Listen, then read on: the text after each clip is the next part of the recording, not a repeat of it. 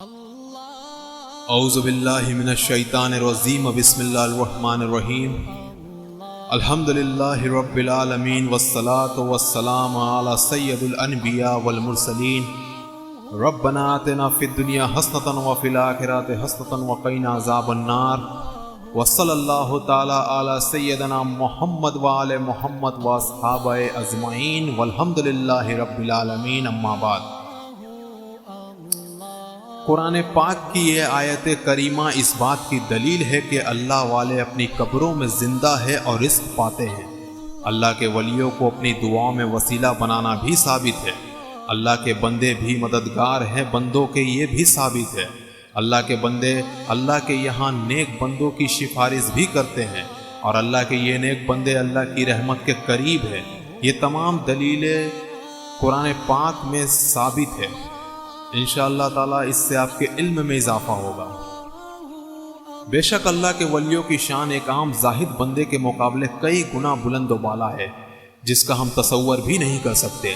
اور اللہ نے اپنی کتاب قرآن پاک میں اپنے ان محبوب بندوں کا بھی ذکر فرمایا ہے، جو نہ نبی ہے، نہ رسول، نہ پیغمبر، مگر اللہ کے نزدیک یہ بہت خاص مقام و مرتبہ رکھتے ہیں۔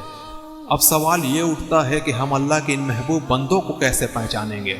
تو اللہ اپنی کتاب قرآن مجید میں فرماتا ہے کہ میرا محبوب بندہ وہ ہے جو خالص میری عبادت کرے، جو میری رضا کے لیے اپنی آزمائشوں پر صبر کرے، جو میری رضا کے لیے میری مخلوق سے محبت کرے، جو میری رضا کے لیے اپنا سب کچھ لٹا دے، جو میری ناراضگی سے خوف کھاتا ہو، جو میری رضا پر راضی ہو، جو میری رضا کو اپنی زندگی کا مقصد بنا لے، جو قبر کو اپنا اصل گھر اور جنت کو اپنی منزل بنا لے، وہ یقیناً میری رحمت کے بے حد قریب ہے۔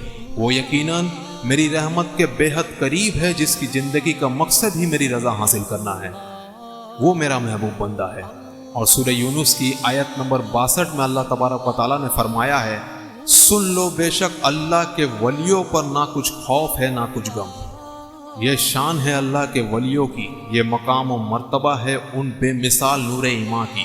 اب کچھ لوگ کہتے ہیں کہ اللہ کے ولیوں کی قبروں کی زیارت کرنا شرک ہے، نعوذ باللہ۔ کچھ بے غیرت شخص تو یہ تک کہتے ہیں کہ تم ایک ایسے شخص کی قبر پر پھولوں کی چادر رکھتے ہو جو نعوذ باللہ مردہ ہے، جو تمہاری باتیں سن نہیں سکتا، تمہاری دعاؤں پر آمین کہہ نہیں سکتا، جو مٹی میں دفن ہے، نعوذ باللہ۔ میں ان لوگوں سے پوچھتا ہوں کہ کیا آپ لوگوں نے قرآن پاک نہیں پڑھا؟ کیا آپ لوگوں نے سورہ بقرہ کی آیت نمبر 154 اور سورہ آل عمران کی آیت نمبر 169 کو نہیں پڑھا، جس میں اللہ تبارک و تعالیٰ فرماتا ہے سورہ بقرہ آیت نمبر 154، اور جو لوگ اللہ کی راہ میں مارے جائیں انہیں مردہ نہ کہو، بلکہ وہ تو زندہ ہے مگر تمہیں خبر نہیں ان کی زندگی کا۔ اور سورہ آل عمران کی آیت نمبر 169 میں اللہ تبارک و تعالیٰ فرماتے ہیں، جو لوگ اللہ کی راہ میں قتل ہوئے ہو انہیں مردہ نہ کہو، بلکہ وہ تو حقیقت میں زندہ ہے اور اپنے رب کے پاس رزق پاتے ہیں۔ دنیا میں رزق کیا ہے؟ سونے چاندی روپے پیسے، مگر قبروں کا رزق جنت کی وہ نہریں ہیں جس کا پانی شہد سے بھی زیادہ میٹھا ہے۔ جنت کے وہ پھل ہے جو دنیاوی غذا سے بے حد عمدہ اور لذیذ ہے۔ پھولوں کے جھولوں پر اللہ کے نیک بندوں کو جھلایا جاتا ہے۔ جنت کے باغوں سے گزرنے والی ہوا جو مشک سے بھی زیادہ خوشبودار ہے، یہ قبر میں ملنے والی رزق ہے جو اللہ اپنے خاص بندوں کو عطا فرماتا ہے۔ اور اللہ کے یہی وہ بندے ہیں جو دنیا میں بھی کامیاب ہے اور آخرت میں بھی کامیاب ہے، اور یہی وہ بندے ہیں جو اللہ کی رحمت کے بے حد قریب ہے۔ سورۃ الاعراف کی آیت نمبر 56 میں اللہ سبحانہ و تعالیٰ نے فرمایا ہے، یقیناً اللہ کی رحمت نیک کردار لوگوں سے قریب ہے۔ نیک کردار لوگ اللہ کی رحمت کے قریب ہوتے ہیں۔ حضرت شیخ عبد القادر جیلانی رضی اللہ تعالیٰ عنہ، سیدنا غوث پاک، جن کے ہاتھوں پر لاکھوں کافروں نے کلمہ پڑھا اور مسلمان ہو گئے، سیدنا خواجہ معین الدین چشتی اجمیری رضی اللہ تعالیٰ عنہ، جن کے ہاتھوں پر 90 لاکھ کافروں نے کلمہ پڑھا اور مسلمان ہوئے، سیدنا امام احمد رضا خان قادری، جن کے ہاتھوں پر لاکھوں لوگوں نے توبہ کی اور راہ حق کو چنا، اور جن کی عشق کی مثال آج 1 صدی بعد بھی لوگ دیتے ہیں۔ اس سے بڑھ کر اور کیا ثبوت چاہیے کہ ان کا کردار ان بندوں سا ہے جس کے بارے میں اللہ نے فرمایا ہے کہ نیک کردار لوگ اللہ کی رحمت کے قریب ہے۔ یقیناً یہ وہی لوگ ہیں جو اللہ کی رحمت کے قریب ہے۔ اگر ہم ان کے وسیلے سے دعائیں مغفرت و ہدایت کریں تو کیا یہ شرک ہے؟ اگر ہم اللہ کی ان نیک بندوں کو اپنی دعاؤں میں شامل کریں، اپنی دعاؤں میں وسیلہ بنائیں تو کیا یہ شرک ہوگا؟ یقیناً نہیں۔ قرآن کریم کی سورۃ المائدہ کی آیت نمبر 35 میں اللہ نے فرمایا ہے، اے ایمان والو، اللہ سے ڈرو اور اس کی طرف وسیلہ ڈھونڈو، اس کی طرف وسیلہ ڈھونڈو۔ اگر ہم اللہ کے قریب ہونے کے لیے اللہ کے ان نیک بندوں کو وسیلہ بناتے ہیں جو اللہ کی رحمت کے بے حد قریب ہیں، جن سے اللہ راضی ہوا ہے، تو یہ شرک نہیں، یقیناً یہ شرک نہیں میرے بھائیوں، یہ شرک نہیں۔ میں اپنے رب کے ساتھ کسی کو شریک ٹھہراؤں تو یقیناً میں نے کفر کیا، مگر میں اپنے رب کے ساتھ اس کے بندوں کو شریک نہیں کرتا۔ اللہ تو دلوں کو جاننے والا ہے، اور میرے نبی کریم صلی اللہ علیہ وسلم نے فرمایا ہے، بخاری شریف کی حدیث مبارکہ ہے، انٹرنیشنل نمبر کے مطابق نمبر 1، اعمال کا دار و مدار نیت پر ہے، اللہ بندے کی نیت پر اجر دیتا ہے۔ میری نیت یہ نہیں ہوتی کہ میں اپنے رب کی بارگاہ میں جا رہا ہوں چادر چڑھانے یا فاتحہ پڑھنے یا نیاز کرنے، بلکہ میری نیت یہ ہوتی ہے، اے اللہ میں تیرے نیک بندے کے در پر آیا ہوں، تیرے نیک بندے کے وسیلے سے مانگتا ہوں تجھ سے کہ تو مجھے ہدایت دے، میری مغفرت فرما۔ اور جہاں والو تم بھی یہ جانتے ہو کہ اللہ بے نیاز ہے، ہم تو مزار پر نیاز بھی کرتے ہیں، تو بھلا میں نے شرک کیسے کیا؟ میں نے کہاں اپنے اللہ کے ساتھ کسی کو شریک کیا؟ تم کہتے ہو اللہ کے علاوہ کوئی مددگار نہیں، یہ ہم بھی کہتے ہیں کہ بے شک اللہ کے سوا کوئی حقیقی مددگار نہیں، اس کے سوا کوئی کرم کرنے والا نہیں، اس کے سوا کوئی نوازنے والا نہیں، اس کے سوا کوئی عنایت فرمانے والا نہیں۔ اللہ ہی زندگی دیتا ہے اور اللہ ہی موت دیتا ہے، مگر روح قبض حضرت اسرائیل علیہ السلام کرتے ہیں۔ کیوں؟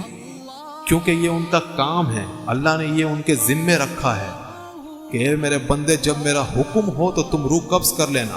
اور اللہ نے قرآن پاک میں فرمایا ہے سورۃ التحریم کی آیت نمبر 4 میں، بے شک اللہ ان کا مددگار ہے، اور جبریل اور نیک ایمان والے اور اس کے بعد تمام فرشتے بھی مدد پر ہیں۔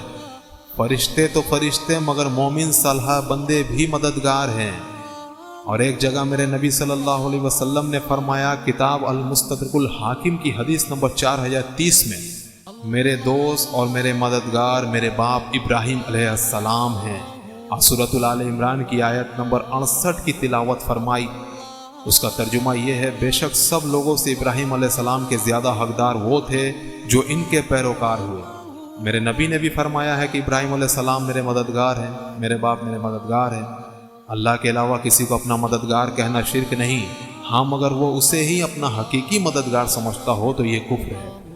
اور قرآن الکریم کی وہ آیات جو ہمارے مسلمان بھائی ہم مسلمانوں پر ہی تہمت لگانے کے لیے تلاوت کرتے ہیں، اللہ تبارک و تعالیٰ قرآن پاک میں فرماتا ہے کہ تم جسے اللہ کے سوا پوچھتے ہو، جس کی تم عبادت کرتے ہو، جس کو تم اللہ کا شریک ٹھہراتے ہو، تم یہ سمجھتے ہو کہ یہ تمہارے مددگار ہیں، یہ اللہ کے یہاں تمہارے سفارشی ہیں؟